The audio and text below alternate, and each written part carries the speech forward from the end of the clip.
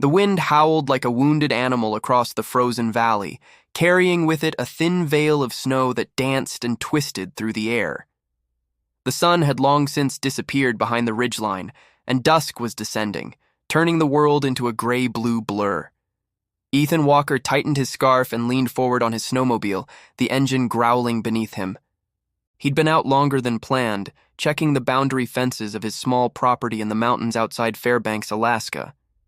The winter storms had been brutal this year, and wild animals had been growing desperate. Wolves, coyotes, even a wandering moose had shown up near his cabin last week. But this was different. As he rounded a bend near the tree line, his headlights caught something, a splash of red against the endless white. He slowed immediately, heart thudding. The first thought that struck him was deer, maybe injured by a poacher or wolf.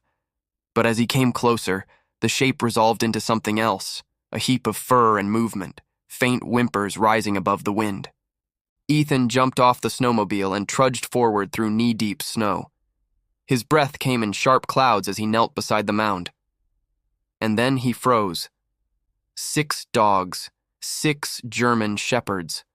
Their fur was matted with blood and ice, their bodies huddled together for warmth. One lifted its head weakly, a low growl escaping its throat, more fear than aggression. Another tried to move, only to collapse with a soft whine. "Oh my God," Ethan whispered. "What happened to you guys?" He glanced around the clearing, scanning for tire tracks, footprints, anything, but the falling snow had covered nearly everything. Only faint impressions remained, leading off into the trees and fading into white. Whoever had left them here had done it hours ago. He pulled off his gloves and reached for the nearest dog, a large male with a torn ear and a nasty gash along his flank. The animal flinched but didn't fight. Its body was trembling violently. Ethan knew they wouldn't last long out here. Not in this temperature, not with that much blood. His mind raced. He had only a small cabin with a wood stove and limited space, but leaving them here meant certain death. "All right," he murmured, as if the dogs could understand.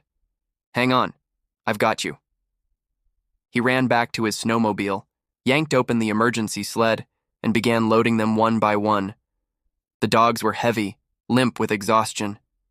He wrapped them in the old wool blankets he kept for supply runs. The last one, a smaller female, whimpered softly as he lifted her, her paw bent at a strange angle. "Easy," he whispered, brushing ice from her muzzle. Her dark eyes met his for a second, full of pain and something else, a flicker of trust. The ride back was slow and brutal. Snow battered his goggles, and the added weight made the snowmobile groan on every incline. But Ethan didn't care. Every few minutes he turned his head to check the sled, terrified one of the dogs would stop breathing. By the time he reached his cabin, night had fully fallen. The forest around him was silent except for the engine's hum and the crunch of treads over ice. The stars glimmered faintly through the clouds. Inside, the heat from the wood stove hit him like a wave. He dragged the sled up to the porch and began carrying the dogs in, one at a time, laying them near the fire on old towels and blankets. His living room quickly turned into a makeshift triage station, blood, melted snow, and fur everywhere. He worked for hours, cleaning wounds, wrapping gauze, using what little antiseptic he had. 2 of the dogs had deep lacerations that looked like knife cuts. Another had what looked like a bullet graze along its ribs. Who would do something like this? He didn't want to think about it yet. He just focused on keeping them alive. When he finally sat back on his heels, the fire was burning low, and exhaustion pressed down on him like a weight. The dogs were breathing, shallow but steady. The biggest one, the male with the torn ear, opened his eyes and gave a faint wag of his tail. Ethan smiled wearily. "You're gonna be okay, buddy. All of you." He poured himself a cup of black coffee and sat on the floor among them. The smell of smoke and wet fur filled the room. Outside, the wind howled again, but in here, for the first time that night, there was warmth and life. He didn't know then that saving them would change everything. His quiet life, his heart, and even the dark secret buried beneath that snow. but fate had already begun to move. Ethan barely slept that night. Every time he closed his eyes, he'd hear a low whimper or a shallow breath faltering by the fire. He'd jolt awake, checking pulses, adjusting blankets, whispering comfort into the silence.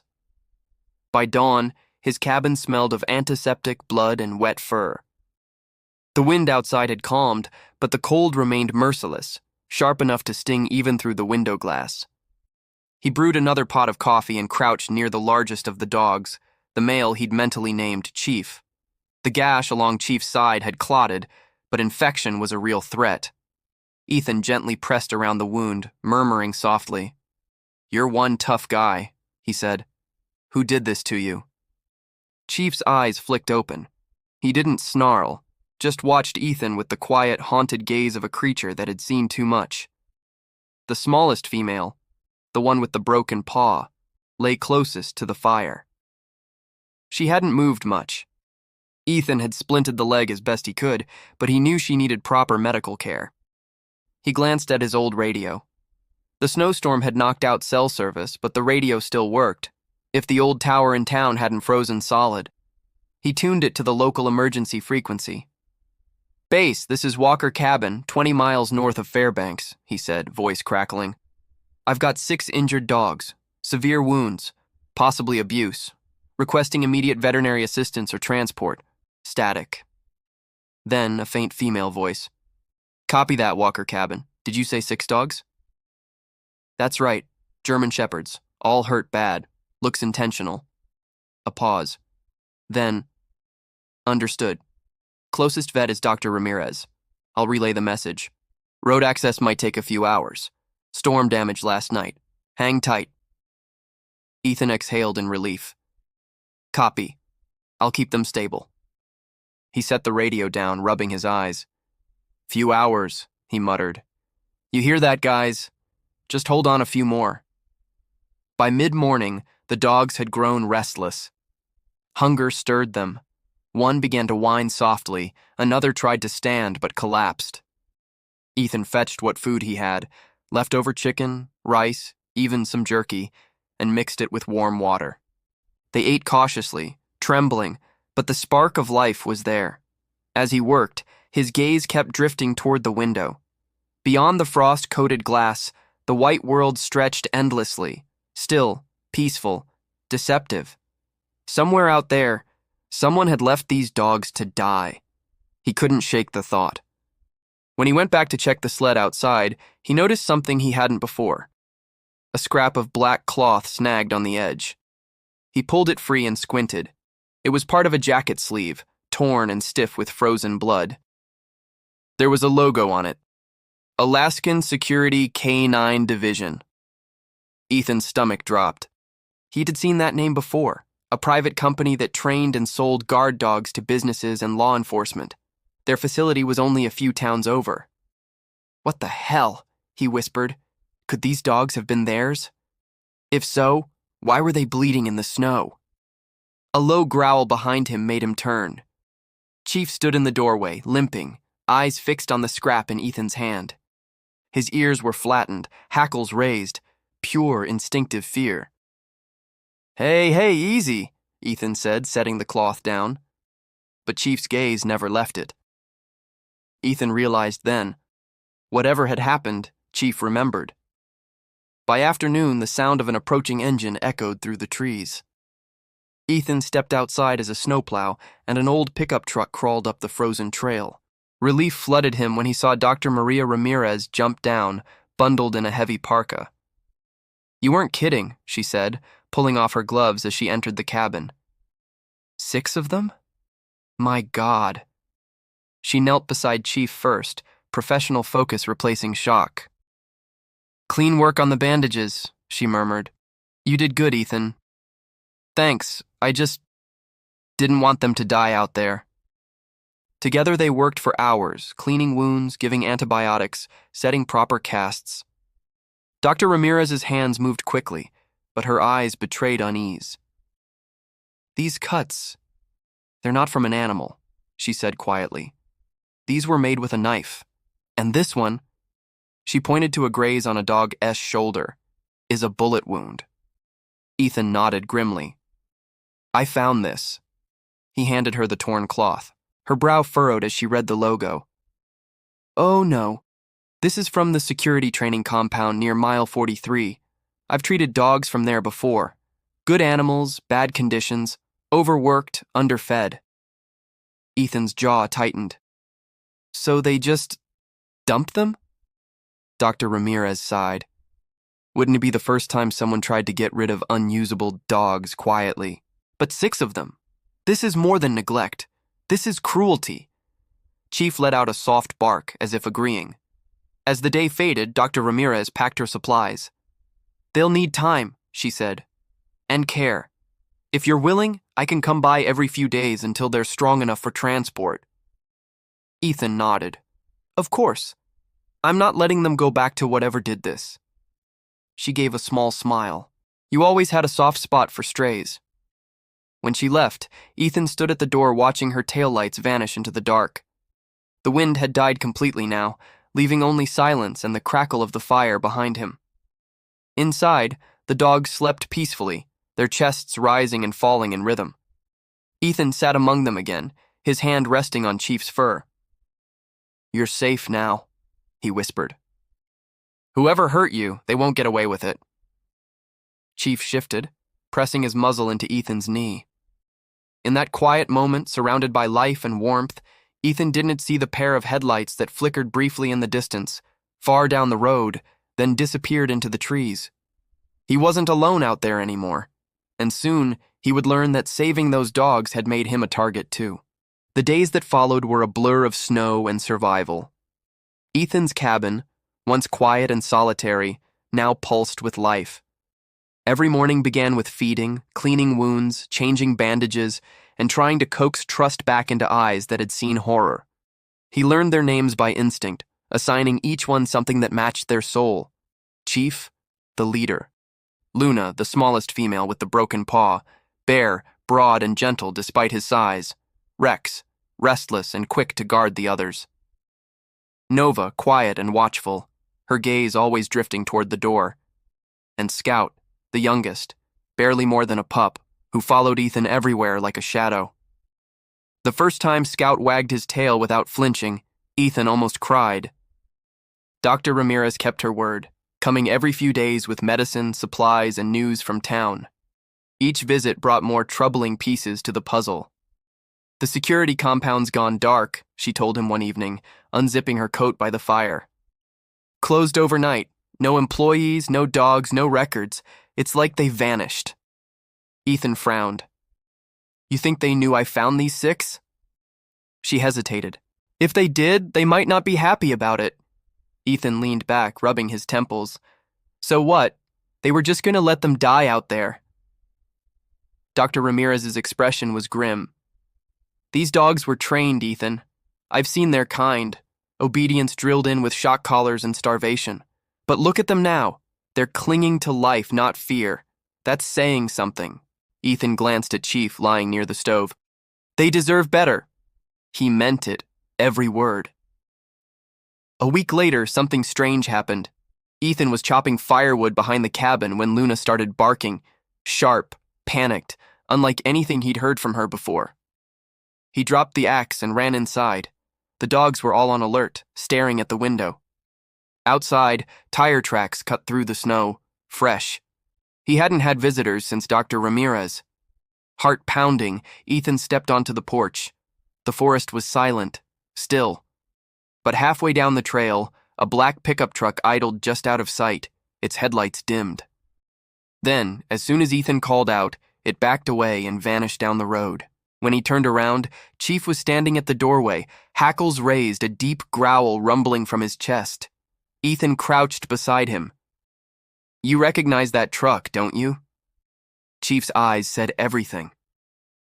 That night, Ethan couldn't shake the feeling of being watched. Every creak of wood or snap of wind outside set his nerves on edge. But he refused to let fear take root, not in front of the dogs. Instead, he grabbed a notebook and began writing down everything he knew. The compound's name, Alaskan Security K-9 Division. The logo scrap found in the sled. The injuries, Knife cuts, bullet grazes, signs of restraint. The truck that had appeared, watching. He would turn it all over to the sheriff in town once the weather cleared. But deep down, he knew this was bigger than a single act of cruelty. The next morning, as dawn lit the snow in pale gold, Chief limped toward him carrying something in his mouth, a piece of metal, thin and rusted. Ethan frowned, taking it gently. It was a dog tag, not a collar tag, a military one. Stamped with a serial number and below it a single name, Max. He stared at it, then at Chief. "Was that your name before?" The dog just looked at him quietly. But something about the way he stood, proud, alert, made Ethan's chest tighten. Later that day, he showed it to Dr. Ramirez. Her eyes widened. "This isn't from the K9 compound," she said. "It's military issue, U.S. Army." Ethan felt a chill that had nothing to do with the cold. "You're saying these dogs were soldiers?" She nodded slowly. "Possibly retired or decommissioned military dogs. If that company got hold of them, they might have been retraining them for private use. Illegally." Ethan's fists clenched. "And when they got sick or injured, they were expendable." The words hung in the air like smoke. Over the next few days, pieces of the past began to surface in subtle ways. When Ethan chopped wood, Rex would watch the rhythm like he was timing it. When the wind whistled through the trees, Nova would drop low, ears twitching like she was hearing a command.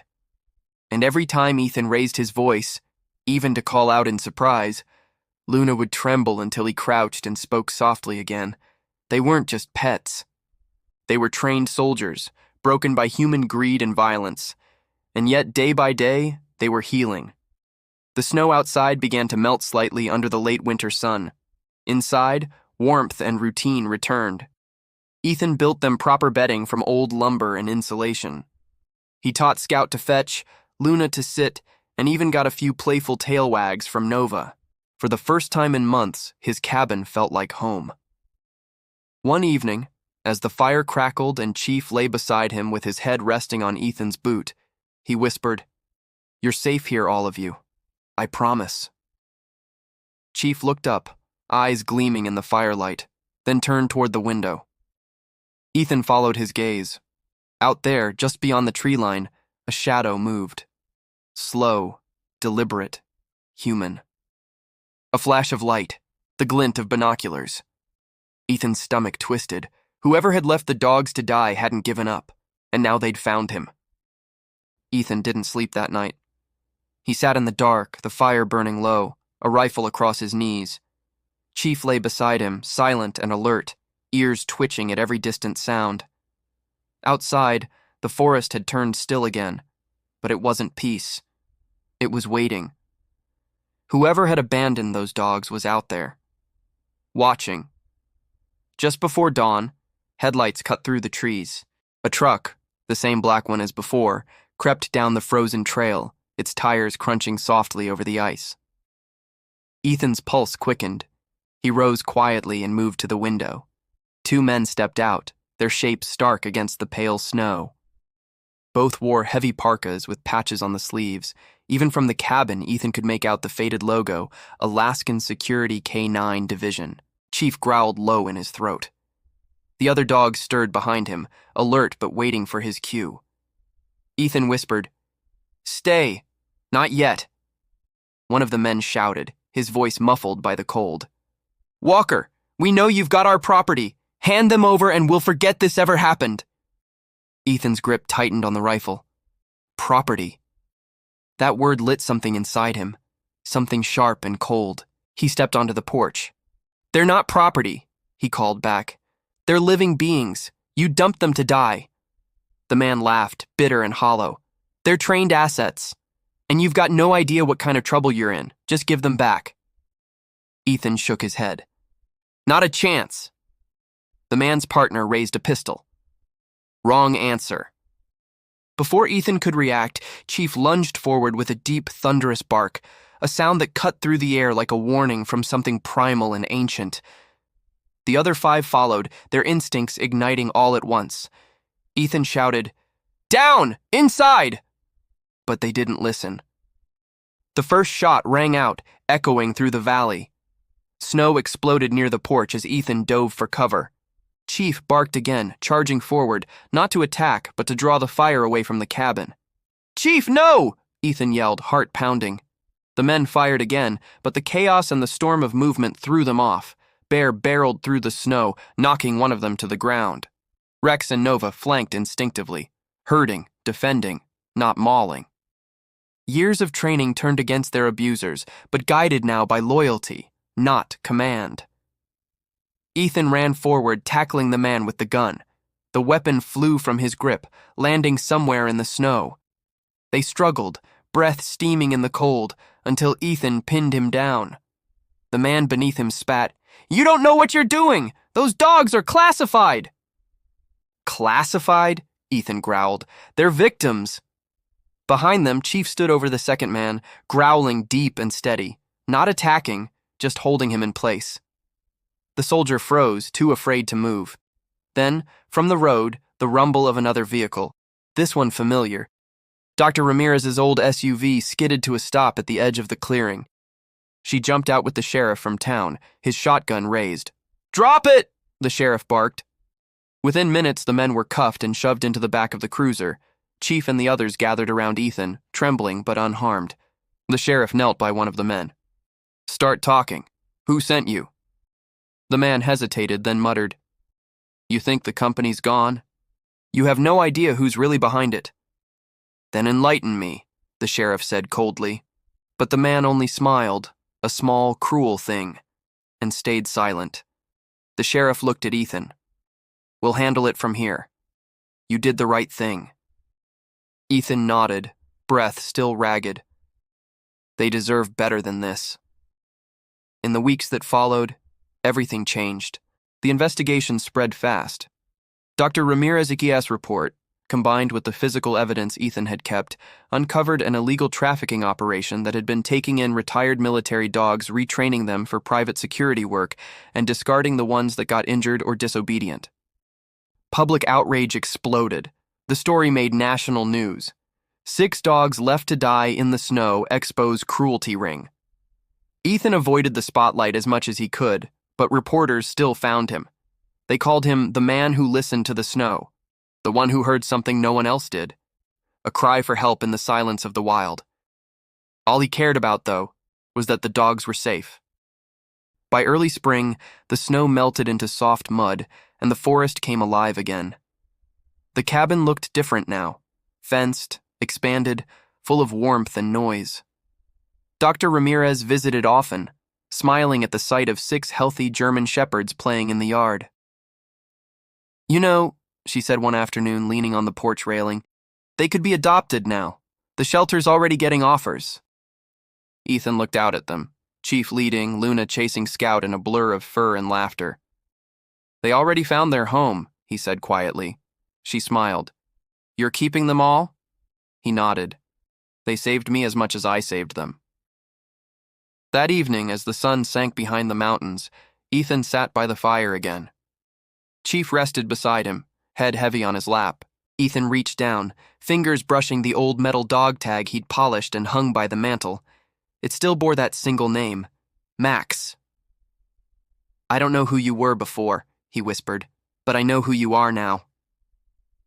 Chief thumped his tail once, slow and steady.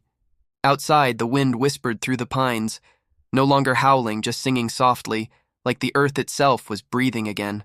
The snow, now melting, glowed with the last gold of sunset. Ethan closed his eyes, listening. For the first time in years, there was no loneliness, no silence, only the sound of life. 6 heartbeats, strong and steady, echoing through the cabin he'd once built for one. And in that quiet, he finally understood. Sometimes the ones you rescue end up rescuing you.